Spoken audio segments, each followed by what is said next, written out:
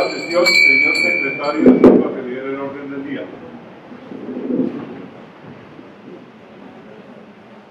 Muy buenas tardes a todos. Les ruego que por favor bloqueen sus teléfonos móviles para evitar interrupciones al orador. Muy complacidos de la presencia de ustedes hoy en esta sesión especial del 7 de marzo de 2017, conmemorativa del bicentenario del natalicio de don José Eusebio Caro Ibáñez. En Ocaña, el domingo pasado, se celebró el 200 aniversario de su nacimiento. El orden del día, señor presidente, es el siguiente: comunicaciones y excusas, verificación de quórum, saludo de bienvenida del presidente Eduardo Durán Gómez, discurso de orden por el presidente de la Academia de Historia de Ocaña, académico Luis Eduardo Páez García. Al final tenemos un recorrido a la exposición José Eusebio Caro a 200 años de su natalicio. Consideración en orden del día. ¿Lo aprueban los señores académicos? Señor presidente, hay número suficiente de académicos para sustituir quórum. Se han excusado los académicos Carlos José Reyes, Adolfo de Francisco, el general José Roberto Ibáñez, el académico Roberto Segovia y el general José Roberto Ibáñez. Me permito dar cordial saludo de bienvenida a los descendientes por las diferentes líneas genealógicas del ilustre granadino que hoy homenajeamos con este acto conmemorativo. Se encuentra entre nosotros el presidente de la Academia de Historia de Ocaña, académico Luis Eduardo Páez, el presidente del Centro de Historia de Chinácota, norte de Santander, académico Carlos Torres, el presidente de la Academia de Historia de Genealogía, y Luis Álvaro Gallo, y el vicepresidente Julio César García Vázquez. Ellos han complementado la exposición con unos gráficos de la genealogía de la familia Caro, y muy gentilmente para los descendientes han traído varios ejemplares en versión digital de estos cuadros genealógicos. Se encuentra también con nosotros el doctor Miguel Santamaría Dávila, descendiente del ilustre homenajeado. Él es presidente de la Sociedad Bolivariana y muy amablemente nos ha facilitado buena parte de los elementos museográficos, entre ellos un grabado en Nueva York de 1852 de José Eusebio Caro, una carta personal, la última carta que le escribe a su hijo Eusebio Liborio, que tenía 6 años en ese momento desde Estados Unidos. Está también con nosotros el doctor Juan Manuel Espinosa, quien es el subdirector académico del Instituto Cario Cuervo y viene en representación de doña Carmen Millán, quien también amablemente nos ha facilitado de los archivos de la Hacienda Yerbabuena algunos documentos claves dentro de la vida del homenajeado que se encuentran en una de las vitrinas. Se encuentra también la doctora Cecilia Fernández de Palini, presidenta honoraria de la Sociedad Académica Santanderista de Colombia. En la mesa principal se encuentra la mesa directiva, está también la académica Teresa Morales de Gómez, descendiente también de José Eusebio Caro, y quien ha fungido en esta ocasión como curadora con un pequeño grupo de colaboradores en el montaje de esta exposición. Mi institución, el comentario al comienzo, por qué estábamos mezclando a José Eusebio con los chinos, por unos letreros y unas frisos que tenemos. La semana pasada terminamos una exposición de trajes y máscaras del Museo de Minorías Nacionales, una exposición que estuvo desde diciembre hasta el 24 de febrero en la academia. La mesa directiva ha querido abrir los espacios de esta academia a nuevos elementos de difusión y de atracción de las nuevas generaciones. Y las vitrinas que estamos utilizando son la herencia institucional de ese montaje que se hizo mediante un convenio que suscribió la academia con la República Popular China, el Ministerio de Cultura y el Centro de Minorías Nacionales de China en Beijing. Sin más preámbulos, señor presidente, entonces nuevamente la bienvenida a los señores académicos de número y correspondientes, y tenemos entonces el saludo del presidente de la Academia, doctor Eduardo Durán Gómez, con el cual se inicia la sesión. Señores miembros de la mesa directiva, invitados especiales, académicos, en primer lugar quiero agradecer la colaboración que han tenido las diferentes academias para con esta importante conmemoración que hoy hacemos al cumplirse los 200 años del natalicio de un gran colombiano, José Eusebio Caro Ibáñez. Hemos tenido una colaboración muy importante de las distintas academias aquí presentes, a su vez que de representantes de la familia Caro, quienes nos han suministrado una gran variedad de objetos, libros, documentos, fotografías, retratos al óleo, periódicos, que ilustran esta importante exposición y que nos permiten recrear este evento con esos elementos tan importantes sobre la vida y obra de Don Gallardo. Voy a pronunciar unas breves palabras liminares a este acto en homenaje a José Eusebio Caro. Nos complace sobremanera dar cumplimiento a este acto, mediante el cual se le rinde tributo a la memoria de uno de los colombianos más destacados en el siglo XIX, ya como intelectual y poeta de altos quilates, ya como hombre público, ya como periodista y también como humanista que supo honrar a su patria, a la sociedad y a la lengua castellana. Nacido en la ciudad de Ocaña hace 200 años, el 5 de marzo de 1817, su ciclo vital se extendió hasta cumplir 36 años, habiendo fallecido prematuramente en la ciudad de Santa Marta el 28 de enero de 1853. Fueron sus padres el doctor José Antonio Caro y doña Nicolasa Ibáñez, quienes resolvieron trasladar su residencia de la ciudad de Ocaña a la capital cuando su hijo era apenas un niño.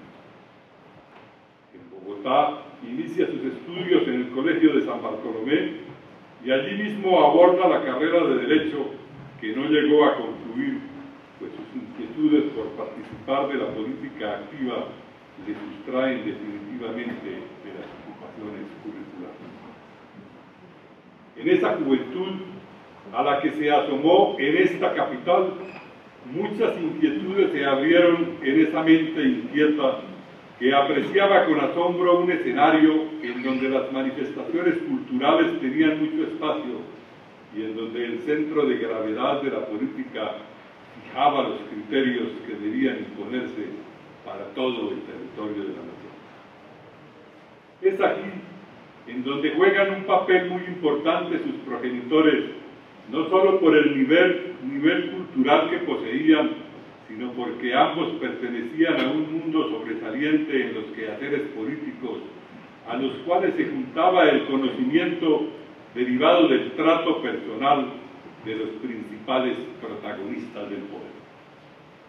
Y fue particularmente su padre quien le dedicó una especial atención a su formación, que terminaba siendo muy avanzada para su corta edad, lo que le permitió desatar su talento de manera prematura, tal como quedó plasmado en el poema que compuso para expresar su dolor por la muerte de su progenitor, cuando el hijo apenas cumplía los 13 años.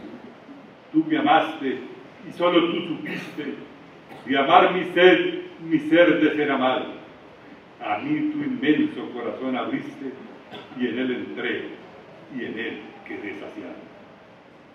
He aquí el poeta que en los años venideros le dedicara tantos desvelos para plasmar sus reflexiones internas, que en toda clase de composiciones se relucían por su sentimentalismo romántico, lleno de expresiones conmovedoras.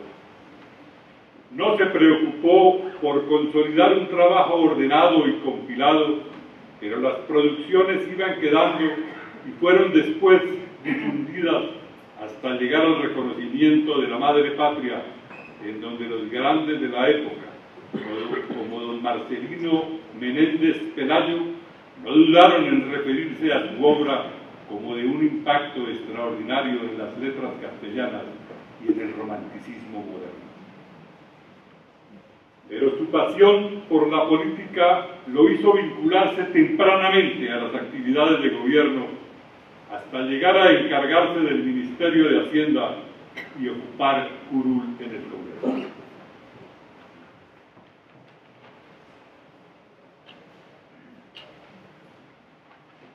Se aferró con especial convicción a las ideas conservadoras y no solo estudió las tesis que en esos momentos se ventilaban en el viejo continente, sino que craneó, al lado de don Mariano Ospina Rodríguez, la fundación de un partido que representara ese ideario y que pudiera llegar a plasmarse en una opción concreta de gobierno como modelo de Estado. Y mientras tanto, sus ideas se ventilaban en los más diversos medios de comunicación de la época, algunos dirigidos o fundados por él y otros donde halló albergue motivador para su pensamiento. Ahí están esas páginas como constancia histórica en periódicos como El Granadino, La Civilización, El Amigo del Pueblo, El Águila de Júpiter, El Conservador, La República y El Pueblo. Su pasión por estas ideas lo llevó incluso a levantarse en contra del establecimiento y a soportar represalias que llegaron a afectar su libertad y actuar. Realmente, lo que representó José Eusebio Caro fue un talento superior que durante una corta existencia llegó a constituirse en todo un personaje de influencia durante los siglos subsiguientes. Realmente, hoy, en esta Academia de Historia, queremos rendir el tributo a ese gran colombiano que hace parte de nuestra historia nacional y cuyo legado ha representado una profunda influencia en todas las materias que abordó. Aquí están presentes los representantes de su solar nativo, Ocaña, para asociarse a este homenaje en su memoria, y apreciamos también a muchos estamentos nacionales que se sienten conmovidos frente a este portentoso legado. Muchas gracias.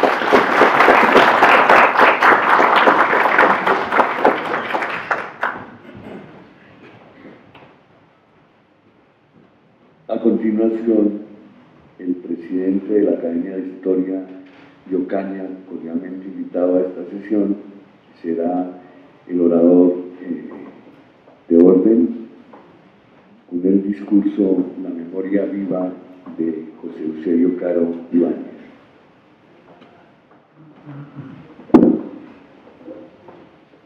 Tiene la palabra el doctor Luis Eduardo Páez, presidente de la Academia de Historia de Ocaña, para que pronuncie el discurso de hoy. Doctor Eduardo Durán Gómez, presidente de la Academia Colombiana de Historia, señores de la Junta Directiva, miembros honorarios de número y correspondientes, señores presidentes y miembros de centros y academias de historia presentes, señores y señoras familiares del ilustre José Eusebio Caro, doctor Ciro Rodríguez Pinzón, representante a la Cámara por el Norte de Santander, doctor Volmar Pérez Ortiz, exdefensor del pueblo, amigos de la colonia provincial Ocañera, señoras y señores.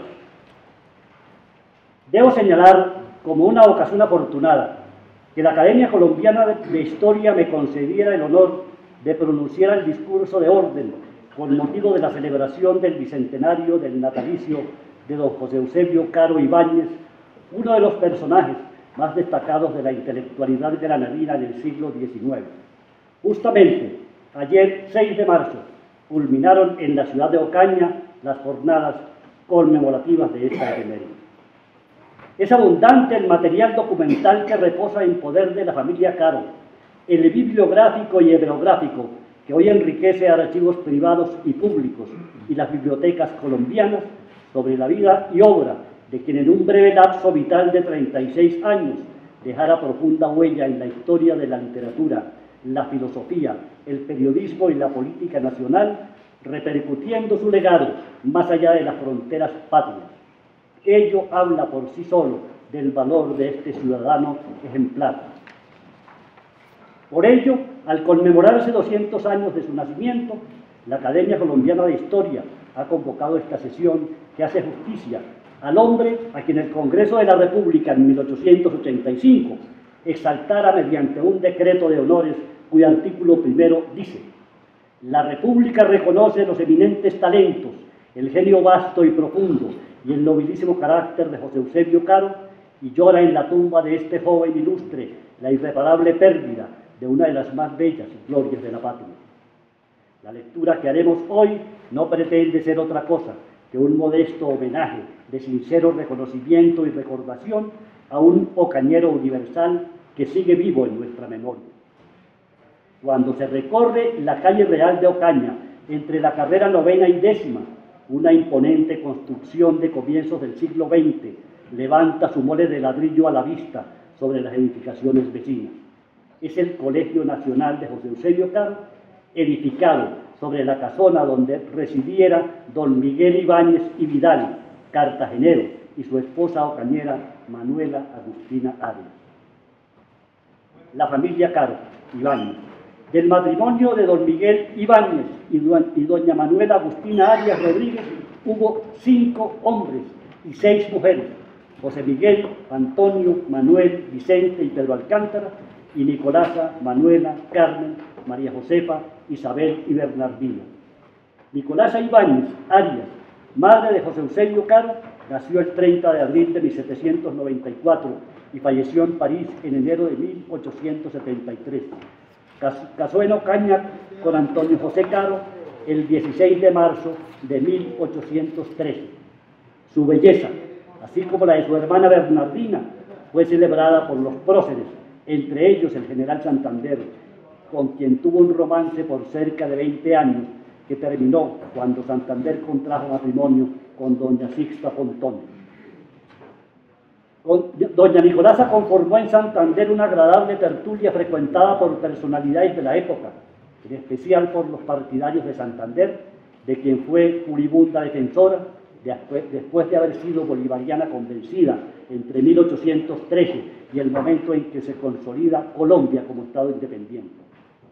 Del matrimonio de Antonio José Caro nacieron José Eusebio Caro Ibáñez, quien casó con Blasina Tovar el 3 de febrero de 1843 y de cuya unión nacieron don Miguel Antonio, poeta, crítico, gramático, político y presidente de la República, Eusebio Liborio y Margarita Caro Tovar, esta última casada con don Carlos Holguín. Nació el más destacado hijo de Ocaña el 5 de marzo de 1817 y fue bautizado el 8 del mismo mes por el padre Luis Álvarez Guedes en la iglesia de Santa Ana. Su partida reposa actualmente en los archivos de la diócesis de Ocaña. Por línea materna, José Eusebio Caro fue nieto de don Miguel Ibáñez y Vidal, cartagenero, abogado egresado de la Universidad de Santo Tomás, quien llegó a Ocaña en 1785. En la ciudad se desempeñó como oficial real y juez de puertos. Su relación con la familia Arias de Ocaña hizo que se prendara de Manuela Agustina, con quien casó. Ella, a su vez, era hija de Manuel José Arias, quien había llegado a Ocaña desde Valledupar como rematador del estanco de aguardiente, casado con doña Juana de la Cruz Rodríguez Terán, ocañero. Don Francisco Javier Caro, nacido en la isla de León en 1750, de la rama andaluza de su estirpe, y el primero de su apellido en Colombia, llegó como alto funcionario del virrey Manuel Antonio Flores. Fue cartógrafo y poeta. El triunfo de las armas patriotas no doblegó su convicción realista y se negó a jurar fidelidad a la nueva república. Antonio José, su hijo, padre de José Eusebio Caro, cultivó la poesía y ocupó cargos administrativos en Bogotá hasta que los sucesos de la Revolución de Independencia le hicieron tomar parte en el bando realista, al cual se mantuvo firme hasta su muerte. Su militancia le hizo huir de Bogotá y viajar por Cartagena, La Habana, Puerto Rico, Maracaibo, Riohacha, hasta llegar a Santa Marta. En sus escapadas viajaba a Ocaña para visitar a su novia Nicolasa, de quien estaba prendado, hasta que es apresado por los patriotas y confinado en la prisión de Mompox. Ya relacionado Simón Bolívar con la familia Ibáñez en Ocaña, la joven Nicolasa le pide que interceda por Antonio José, a lo cual Bolívar accede y trae al novio a Ocaña, donde incluso sirve de testigo de la boda. La época en que nace y se desarrolla José Eusebio Caro abarca desde la liberación definitiva de la Nueva Granada del gobierno español, pasando por la Gran Colombia, hasta la consolidación del Estado con sus traumáticas guerras civiles, que se prolongaron hasta final de la Guerra de los 1000 días en 1912.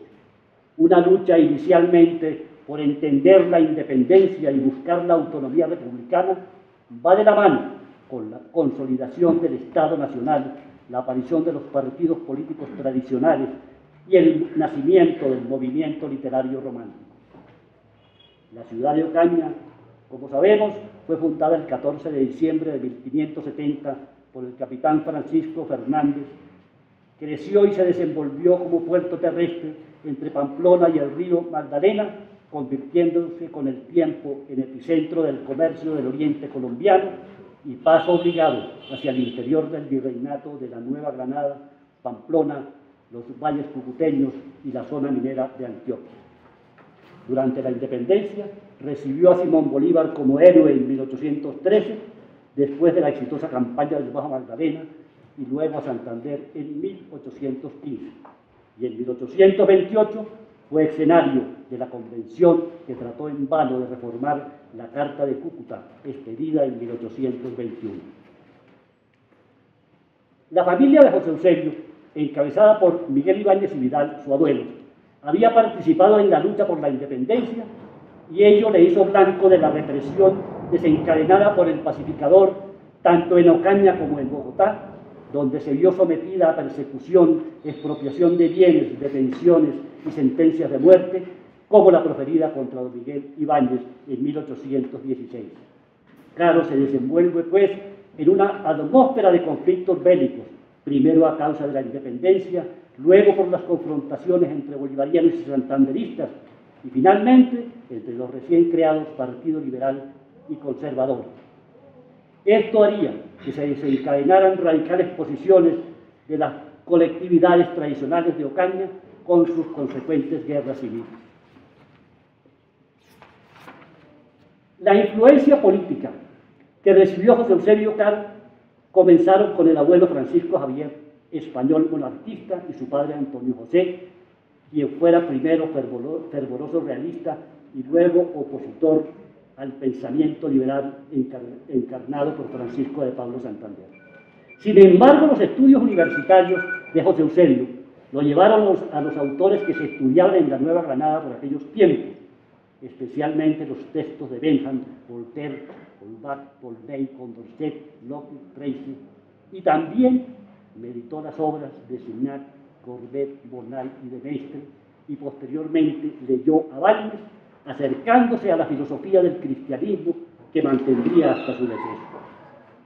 El periódico La Civilización del número 9 de 4 de octubre de 1849 escribe lo redactado por Manuel Ospina Rodríguez y Eusebio Caro, quien dan a conocer un texto que se convertiría con el tiempo en el primer manifiesto del Partido Conservador, donde expresan lo siguiente: el Partido Conservador no es el Partido Boliviano de Colombia ni ninguno de los viejos partidos de este país. Nosotros no reconocemos como Partido Liberal Rojo al Partido Liberal de Colombia ni al que estableció en la Nueva Granada el orden constitucional. El Partido Conservador es el que reconoce y sostiene el programa siguiente: el orden constitucional contra la dictadura, la legalidad contra las vías de hecho, la moral del cristianismo y sus doctrinas civilizadoras contra la inmoralidad y las doctrinas corruptas del materialismo y del ateísmo, la libertad racional en todas sus diferentes aplicaciones contra la opresión y el despotismo monárquico, militar, demagógico, literario, etc. La igualdad legal contra el privilegio aristocrático, universitario o cualquier otro, la tolerancia real y efectiva contra el exclusivismo y la persecución, sea del católico contra el protestante y el deísta, o del deísta y el ateísta contra el jesuita y el fraile, etc. La propiedad contra el robo y la usurpación ejercidos por los comunistas, los socialistas, los supremos o cualesquiera otros. La seguridad contra la arbitrariedad en cualquier género que sea la civilización. En fin, contra la barbarie. En consecuencia, el que no acepta alguno de estos artículos no es conservador. Entre 1830 y 1853, año este de la muerte de José Eusebio Caro, se suceden los gobiernos en cabeza de sus titulares, vicepresidentes o provisorios, desde Joaquín Mosquera en 1830 hasta José María Obando entre 1853 y 54. En 1840, siendo presidente José Ignacio de Márquez, se produce la llamada Guerra de los Conventillos o de los Supremos, protagonizada por los personajes más destacados de Colombia de ese entonces, herederos de una tradición caudillista, depositarios de los viejos odios que se habían generado durante la Gran Colombia. Mientras el país se levanta en guerra, en Ocaña los liberales también lo hacen en el barrio de San Francisco el 28 de octubre bajo el mando de los capitanes José del Carmen Jácome y Pedro Quintero Jácome. Política y militarmente, José Eusebio Caro se une a los legitimistas alistándose en las tropas del general Pedro Alcántara y con él llega a su ciudad natal el 20 de enero de 1841. Luego, el 11 de agosto, regresa nuevamente a Ocaña después de haber servido como agente del gobierno para lograr la paz con el jefe de los revolucionarios, Lorenzo Hernández, permaneciendo en ella durante 5 meses. En su diario, Caro narra los detalles de su permanencia en La Cruz, hoy Ábrego, y Ocaña, donde se alojó en casa de su tío político Manuel María Trigos, quien era dueño de varias propiedades, entre ellas la antigua casona del Molino. Don Manuel María estaba casado con la tía de José Eusebio, cuya residencia quedaba cerca a la plazuela de San Francisco, frente al hoy Colegio Nacional de José Eusebio Caro. El Molino aún se levanta ruinoso en la orilla izquierda del río Tejo, en el barrio La Costa. Durante la colonia fue uno de los molinos de trigo existentes en la región. La estadía de José Eusebio Caro en Ocaña durante la Guerra de los Supremos le permite al bardo reencontrarse con su familia y descansar un poco de la agitada vida intelectual y militar. Las crónicas recogidas de la tradición oral y del diario de mi vida, dados a conocer por el doctor Lucio Pavón Núñez, en una lectura que hiciera en la Biblioteca Nacional en noviembre de 1952, durante un ciclo de conferencias justamente sobre José Eusebio Caro, muestran parte del transcurrir cotidiano del hombre que, aprovechando los momentos de tranquilidad en medio de los afanes de la contienda militar, dedicaba ratos para escribir poemas a su novia Blasina Tobar y para deleitarse con los paseos al Molino y a la Cruz, donde el señor Trigos también poseía una casita de recreo en las afueras de la población. José Eusebio se levantaba temprano, preparaba su agenda para la jornada, luego se bañaba y afeitaba y adelantaba su contabilidad privada. El desayuno lo tomaba regularmente en casa, donde se alojaba el general Herrán, con quien dialogaba los pormenores de la guerra y se ponía al día con relación a las noticias provenientes de la capital. Leía constantemente obras de autores clásicos, como La vida de Cervantes y un análisis del Quijote. El mismo diario señala que esas obras nunca le produjeron mucha satisfacción. Salía a las calles de Ocaña y visitaba la tienda de Rita Criado para comprar tinta y papel. Se detenía a conversar con amigos suyos, como Pedro Peña, a la sazón gobernador de la provincia, Pedro Noguera o Cecilio Ibáñez. Visitaba al inglés Guillermo Ross, que se encontraba enfermo, y como buen jinete salía también a pasear a caballo. Amigos suyos fueron en Ocaña también Asunción Castro y Manuel Dolores Pérez, novio de Dolores Trigos, otra prima de Caro. Afirma Pavón Núñez que el molino a las orillas del Tejo era el balneario natural de los ocañeros y allí iba don José Eusebio a disfrutar de esa solaz que le facilitaba el río. Para divertirse, vuelve a repetir el diario, que lamentablemente parece que no está publicado. Jugaba al ajedrez con sus primas, les leía poesías y les contaba historias de las 1001 noches. José Eusebio tenía afición por la música. Se había propuesto aprender a tocar piano y guitarra en Ocaña y amenizaba sus horas tratando de rasgar el tiple y oyendo las canciones en boga de Boca de Guadalupe y de Dolores. Antes de acostarse, asentaba sus navajas, repasaba las tablas aritméticas y hacía algunos de sus peculiares ejercicios, como el de tomar desnudo un baño de aire. Las crónicas, o más bien las consejas, mencionan a doña Guadalupe Trigos, hija de don Manuel María y Carmen Ibáñez, y por lo tanto prima hermana de Caro, como el amor fugaz que el poeta tuvo en su tierra. La bella hija de don Manuel era novia, por cierto, de Diego Jácome, y ya se había concertado la boda justo por el tiempo en que Caro estaba aquejado por la fiebre. El día del matrimonio, José Eusebio insiste en ver a la novia en su traje nupcial y ella ingresa así vestida a su cuarto. Justamente aparece el galán Jácome y con la excusa de correr a su casa por los guantes que había olvidado, se retira para no volver jamás, dejando a Guadalupe con los crespos hechos, como se dice coloquialmente. La joven, dice la tradición, se encerró en su casa, no volvió a frecuentar a nadie y echada en una hamaca languideció de amor.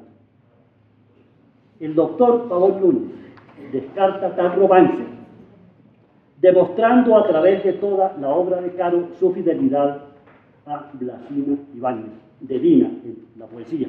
Sin embargo, deja alguna vaga inquietud cuando cita las estrofas finales del poema Ocaña. Mi padre aquí de boca de mi madre el dulce sí por vez primera oyó. Aquí de amor él a sus pies lloraba. Adiós Ocaña, adiós Ocaña, adiós. Y yo también aquí pensé, silencio, olvidemos tan plácida ilusión. Y aunque mi pecho deba desgarrarse, adiós Ocaña, para siempre adiós. En Ocaña no ha quedado ningún testimonio material de José Eusebio Caro, excepción de su partida de bautismo, que reposa, como dijéramos, en el archivo diocesano.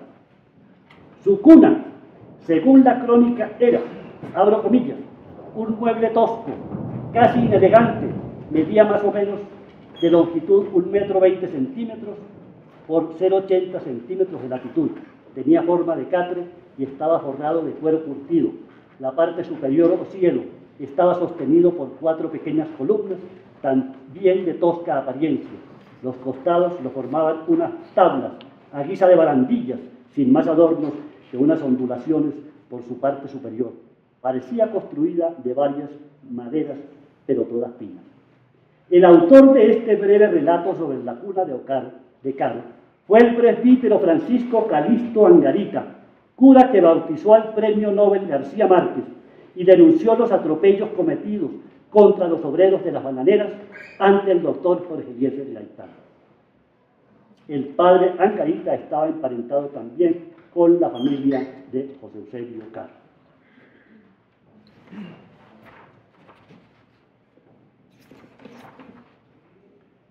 Caro proviene de dos hogares radicalmente opuestos en cuanto a su ideología y partidismo político, que se desarrolló entre el periodo de la Gran Colombia y los inicios de la segunda década de 1850. De una parte provenía de la familia Caro de estirpe y convicciones realistas, y de otra de los Ibáñez, patriotas y republicanos convencidos. De la primera, José Eusebio recibió el acervo educativo y cultural de su padre, quien, abro comillas, ciego como estaba, le enseñó principios de latinidad y a traducir el francés, haciéndoselo leer tal como se escribía, lo cual le proporcionó el llegar a escribirlo con facilidad y sin faltas ortográficas. Para recreo de su padre, leyó muchas obras francesas y españolas, y entre estas últimas, el repertorio de dramas antiguos. Esto le sirvió para aprender bien el habla castellana, bebiéndola en su más rico manantial. La herencia de su abuelo Miguel Ibáñez Vidal se manifiesta en el alto concepto de libertad y republicanismo que mantuvo durante toda su vida y que siguieron sus 11 hijos, tíos de José Eusebio Caro. Es de esta estirpe que proviene su gusto por la actividad política y la administración. Recordemos que don Miguel había sido oficial real y varios de sus tíos también tienen cargos importantes en la parte administrativa, entre ellos don Pedro Alcántara, quien fuera el primer gobernador de la provincia de Ocaña en 1849. De la misma estirpe de José Eusebio Caro fue Pedro María Ibáñez Tobar, hijo de don Silvestre Ibáñez Caicedo y doña Clara Tobar Gutiérrez. Era pues nieto de don Vicente Ibáñez Arias. Fue médico, diplomático e historiador y le cupo el honor de haber sido cofundador de la Academia Colombiana de Historia. José Eusebio hizo estudios en el Colegio de José María Triana hacia 1830. En el 34 ingresa al Colegio de San Bartolomé a estudiar filosofía y jurisprudencia, relacionándose entre otros con don Ezequiel Rojas. Es en esa época cuando recibe la influencia de las corrientes sensualistas y utilitaristas tan en boga por ese tiempo. Sus biógrafos han destacado que los autores franceses tuvieron mucho que ver con su formación intelectual, así como los clásicos españoles, alemanes e ingleses. Sus primeras producciones en verso y en prosa, que tocan la realidad social de la época, aparecen en el periódico La Estrella Nacional. El primer escrito de José Eusebio Caro, recogido por Rafael Pombo en el prólogo a sus obras, dice: «Oh dulcísimo Jesús, que en la cruz estás clavado, por redimir nuestras almas de la maldad del pecado. Yo te adoro como a un hijo del Padre eterno y creado. Tú eres el Dios de los cielos y la tierra, mas tu brazo se enoja si el pecador no guarda bien sus mandatos». Y hay una nota, entre comillas: esta décima la compuso Pepe Caro, y según la fecha que lleva estos papeles adjuntos, resulta ser de noviembre de 1825, es decir, el primer poema cuando Caro tenía apenas 8 años de edad. En la formación de José Eusebio Caro va inmersa la soledad y la tragedia familiar. Habiendo su padre viajado a Europa por cuestiones de negocio, queda al cuidado de su abuelo paterno, Francisco Javier. Cuando el progenitor regresa, su ceguera lo aparta de sus quehaceres habituales y de la lectura, y es José Eusebio quien le sirve de lazarillo. El 30 de noviembre de 1830 muere Antonio José Caro, quedando el muchacho sin su principal mentor, cuando apenas contaba con 13 años de edad. Su madre, doña Nicolasa, había abierto un almacén de géneros para lograr el sustento de los hijos. Esta actividad, unida a su afición por la política de la época, le restaron tiempo para atender al joven José Eusebio, produciéndose en ella un sentimiento de culpa que se evidencia en las cartas que le escribe a José Eusebio, algunos de cuyos aparte transcribe el historiador Jaime Duarte Freire.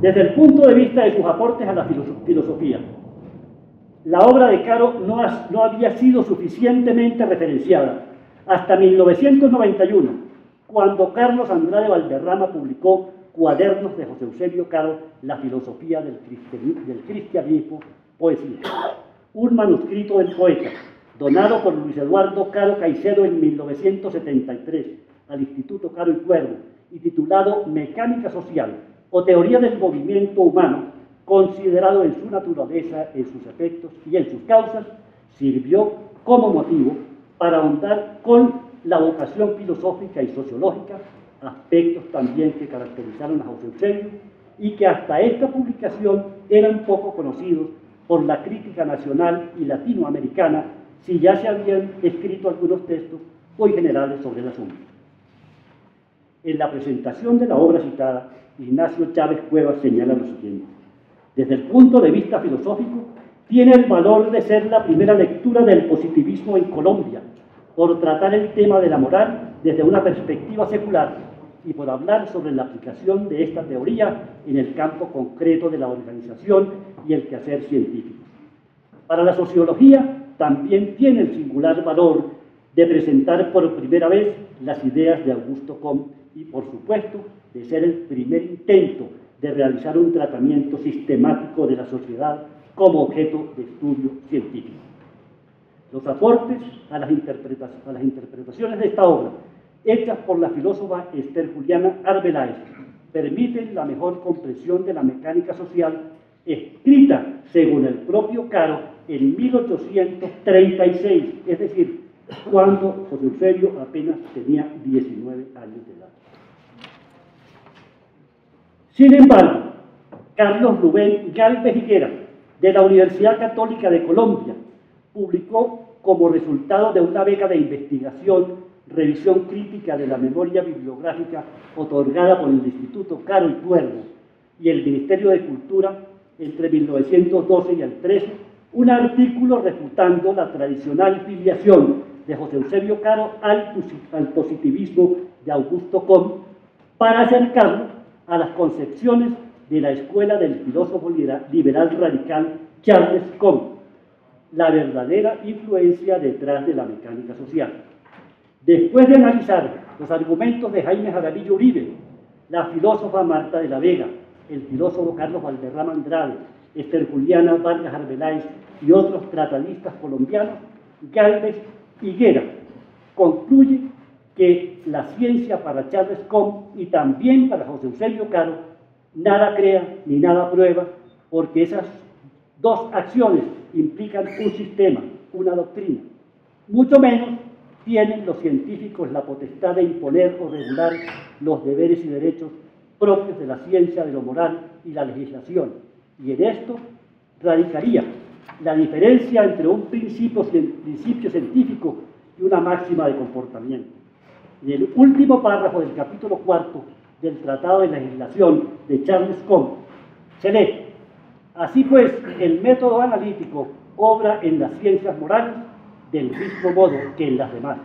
No da preceptos ni consejos, nada prescribe. Esta es la cita exacta de José Eusebio Caro y la diferencia frente al positivismo de Augusto Comte. Como vemos, el debate sobre la filiación filosófica de José Eusebio Caro aún continúa en las universidades colombianas. El romanticismo como movimiento literario surge en Francia y Alemania e Inglaterra y paulatina y tardíamente se va asimilando por los pensadores latinoamericanos, convirtiéndose en el más importante movimiento de la segunda mitad del siglo XIX.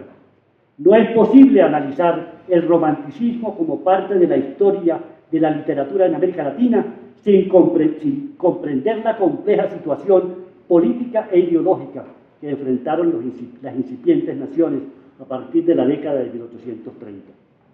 La literatura de la época de la independencia, con su carga política y todo el acervo épico de batallas, próceres y mártires, caudillos indígenas, etc., sumada a los fracasos organizativos de las nacientes repúblicas, son motivos más que suficientes para abordar las letras no ya desde una óptica racionalista, sino desde la misma vida del individuo, sus sentimientos, sus dolores y frustraciones, y por supuesto, la preocupación por un destino nacional, en este caso el destino americano. Todo favorecía el romanticismo, las luchas políticas, la anarquía formaba héroes byronianos, la pasión tropical se alimentaba de sentimientos, y a la lucha contra los tiranos desarrollaba el individualismo, melancolía, individualismo exasperado, inspiración divina, soledad. He aquí los elementos románticos que aparecen en la literatura hispanoamericana.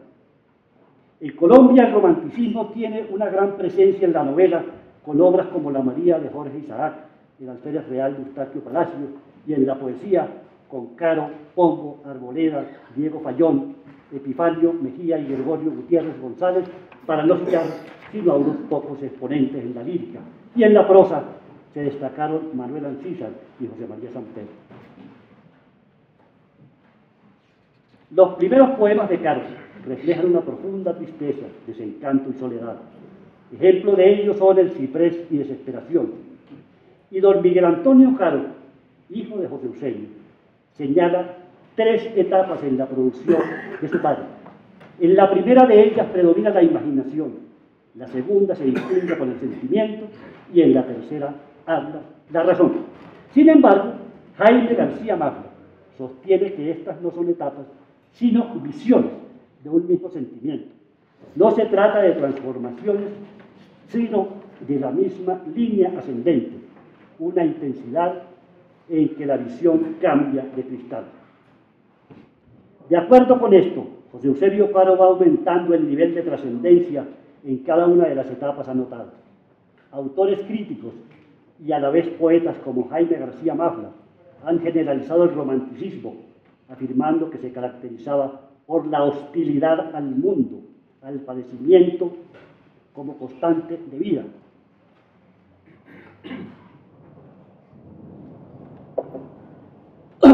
Y la imposibilidad de la comunicación humana. Ciertamente, Caro demuestra tales características, al igual que lo hará buena parte de los poetas ocañeros durante el siglo XIX y comienzos del XX. Veamos lo que José Eusebio entendía por poesía. Abro comillas. Desterrada la ficción, quedaría la verdadera, la poesía de los sentimientos y de la historia, quedarían las glorias de la virtud y las armonías de la naturaleza. Esas glorias y armonías nunca faltarían ni en el corazón que las sintiese, ni en la voz que las cantase. La poesía así quedaría reducida a su elemento esencial, que es la poesía lírica, la oda. La poesía es el canto del hombre y nada más. En ese canto hay 2 voces, la voz y el sentimiento. Las 2 cosas juntas son la poesía. La voz sin el sentimiento expresado es solo música. El sentimiento sin la voz es solo pasión.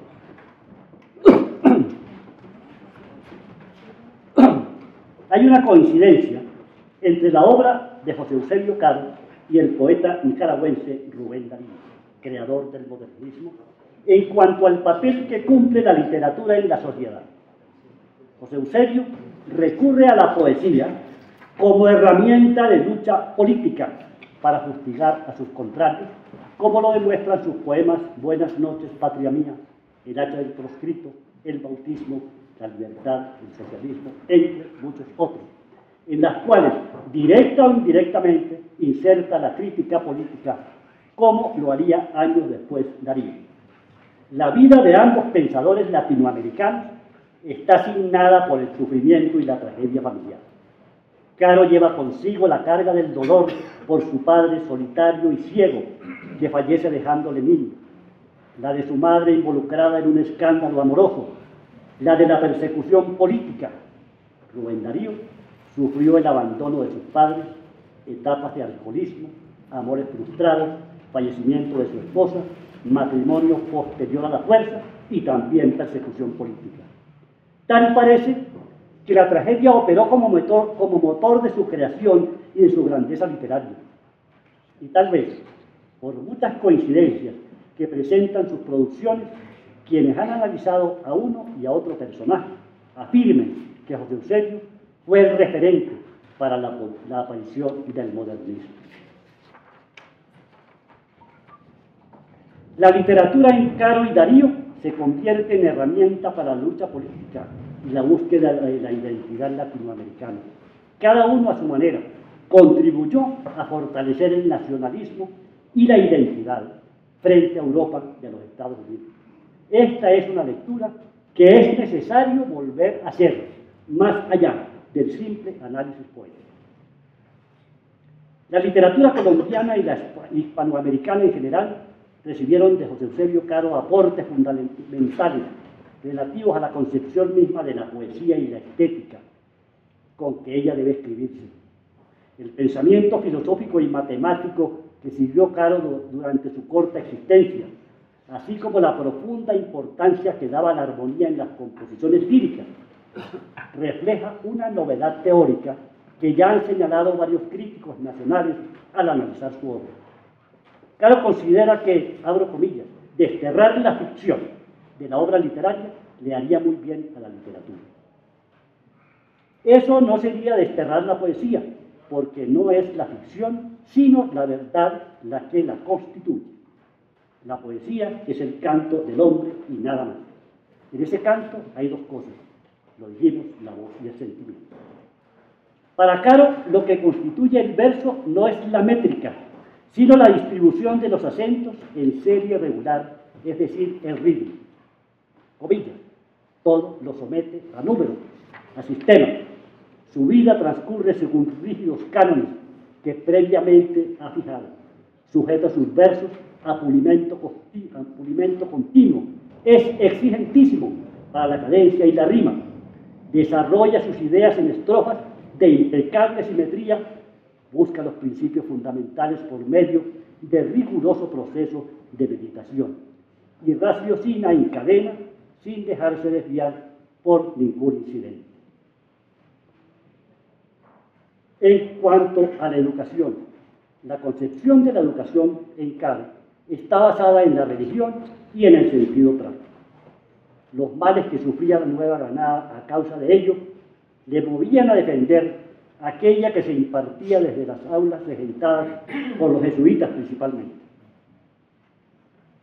Abro comillas, las causas de nuestras revueltas son tres: la irreligión, la inmoralidad y el hambre, que toman su común origen hasta cierto punto en nuestro detestable sistema de educación que nos ha enseñado a discutir, no a trabajar, a buscar la utilidad, no a practicar la virtud, a creer en la materia y a negar a Dios.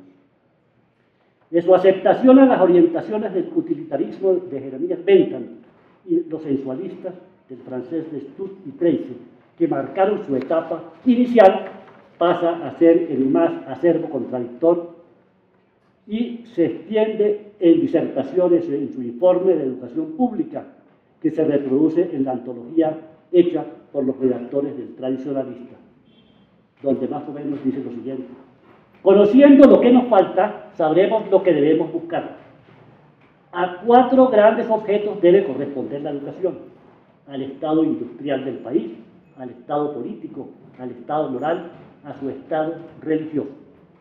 Y entre nosotros, la educación en ninguno de estos 4 grandes objetos corresponde, porque en todos estos 4 estados nos hallamos mal, y nuestra educación no contribuye a que en alguno de ellos podamos estar mejor. Nuestra educación no corresponde al estado industrial. Nuestra agricultura se halla en el atraso más deplorable las 19 vigésimas partes de nuestro territorio, si acaso la proporción es más fuerte, son infectos pantanos impenetrables, oscuras, profundas soledades. La mitad de la Nueva Granada no está por cultivar, está por descubrir. Y en la cortísima porción de territorio descubierta y cultivada, nuestros instrumentos son los más groseros, nuestros métodos los más bárbaros. Para dar la tierra todavía nos valemos de bueyes, para hacer voltear un trapiche todavía nos valemos de mulas. En nuestros campos el arte no hace nada, la naturaleza es la que lo hace todo. Nuestros ganados se cruzan a la aventura y nuestras plantas nacen, fructifican y se conservan porque Dios así lo ha dispuesto. Ninguna escuela de botánica, de veterinaria, de minería ni de horticultura. Nuestros hacendados nada hacen más, no han hecho nada más diferente a lo que han hecho durante 200 años. Nuestras artes se hallan en un estado peor aún que nuestra agricultura. No sabemos tejer una tela, no sabemos hacer una navaja, no sabemos encuadernar un libro, no sabemos curtir un cuero. Zapateros, herreros, carpinteros, sastres, albañiles. He aquí la reducida lista de nuestros profesionales, y ninguno sabe la suya. Y así, como no tenemos comercio porque no tenemos agricultura ni artes, no tenemos artes ni agricultura porque no tenemos comercio. Y refiriéndose a los estudiantes de San Bartolomé, decirle que por qué no ejerce su abogacía, y os dirá que cualquier miserable tinterillo lo eclipsará en las escribanías y lo enredará y lo derrotará en los tribunales. ¿De qué le servirá la elocuencia contra el embrollo? ¿De qué podrá su probidad contra la mala fe? Por otra parte, es más difícil vivir de la abogacía en donde todos son abogados. La situación de este pobre muchacho es la situación de millares, de centenares de doctores que salen de nuestras universidades todos los años sin un palmo de tierra que cultivar, sin 200 pesos de capital de qué disponer, sin industria, sin profesión, sin recursos. Parecería sin remedio de hambre, a no ser por el arbitrio de los empleos. Así que los empleos se han multiplicado entre nosotros sin término y sin medida. Y mientras más se crean, más necesidades hay de seguir adelante creando otros nuevos. ¿Cómo se ha preservado la memoria de Caro? Para los norte santandereanos, en especial los ocañeros, la memoria de Caro sigue incólume a través de instituciones como el Colegio Nacional de José Eusebio Caro, construido, como decíamos, sobre la casona donde nació, un busto en mármol de Carrara que hoy adorna el primer patio del Palacio Municipal, erigido en 1917, una estatua en bronce localizada en la plazuela de San Francisco, obra del escultor antioqueño Gustavo Arcila Gómez. La antigua población de San Pedro fue rebautizada con el nombre de Villa Caro en 1932 por ordenanza departamental. En Barranquilla existe un colegio con el nombre de José Eusebio Caro y lo mismo ocurre en Cúcuta y Popayán. Fallecimiento de Caro. En 1850, Caro sale del país hacia los Estados Unidos debido a la atmósfera de agitación política que se respiraba en la Nueva Granada, aumentada por la guerra periodística de la cual participó con sus mordaces y ácidos comentarios contra el liberalismo.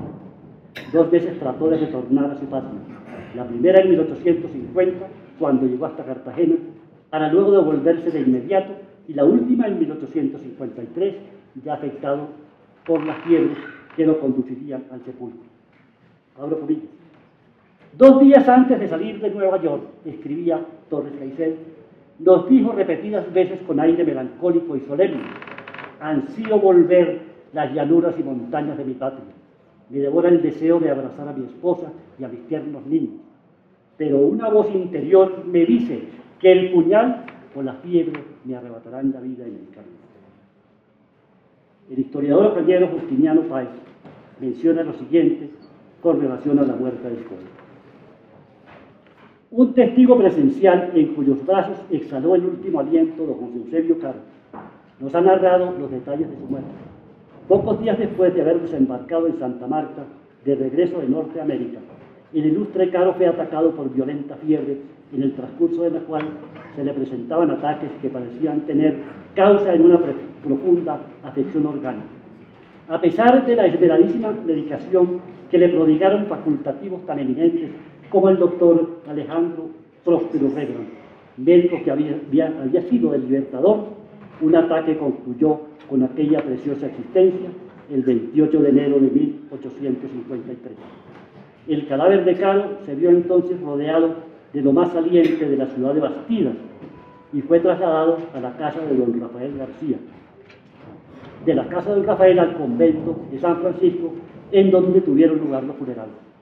En medio de un selecto y numeroso concurso, se efectuó la inhumación del cadáver en el bello cementerio de San Miguel, después de haber ocupado la tribuna para hacer la apología del extinto varios intelectuales residentes en la mencionada capital.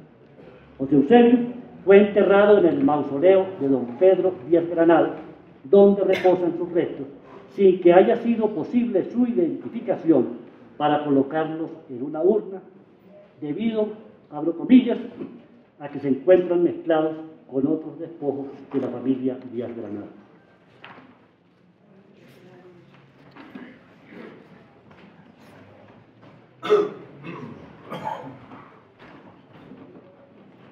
Decíamos que el primer homenaje que se le hizo a José Eusebio Caro ocurrió en 1885 por parte del Congreso de la República. En 1917, durante el primer centenario de su nacimiento, la Asamblea del Norte de Santander, mediante una ordenanza, crea la Junta Probicentenaria, que es la que aporta los recursos para comprar la casona, donde luego se construyó el Colegio Caro, y también para adquirir el busto de Marcos de Carrara. Más adelante, en el año 1853, al primer centenario de su fallecimiento, el gobierno nacional saca un sello postal, que yo creo que lo conoce la mayoría de personas, y también un decreto de la Gobernación del Norte de Santander ordenando día cívico en todo el departamento y ordenando que los centros y academias de historia ese día hagan sesiones especiales. De igual manera, crea la beca José Eusebio Caro para estudiantes de secundaria y de universidad, cosa que no se ha puesto en práctica. Desde el punto de vista nuestro, la Academia de Historia de Ocaña comenzó a llevar a cabo los actos conmemorativos entre el 2 y el 6 de marzo, junto con algunas instituciones de la sociedad civil. Y quiero destacar, doctor Durán, el apoyo de la Academia Colombiana de Historia, lo mismo que el apoyo en Cartagena del Parlamento Internacional de Escritores. Mil gracias a todos por haber escuchado mis palabras y por mantener viva la memoria de José Eusebio Caro.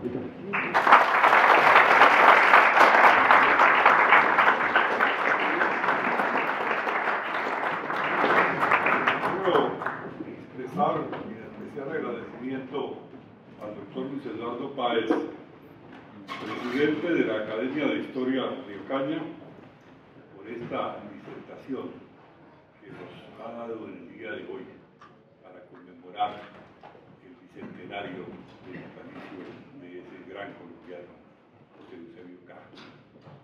Creemos en esta academia haber cumplido con el deber de esta conmemoración y queremos reiterarles la invitación a todos ustedes para visitar esta exposición y para difundirla entre los allegados, ya que estará abierta durante los próximos 8 días para ser apreciada en toda su dimensión. Y quiero, por último, agradecer muy especialmente la colaboración de doña Teresa Morales de Gómez, quien ha estado dedicada, junto con nuestro secretario, el doctor Luis Horacio López, al montaje de esta exposición. Lo mismo que al doctor Roger Pita y al doctor Rodrigo Llano.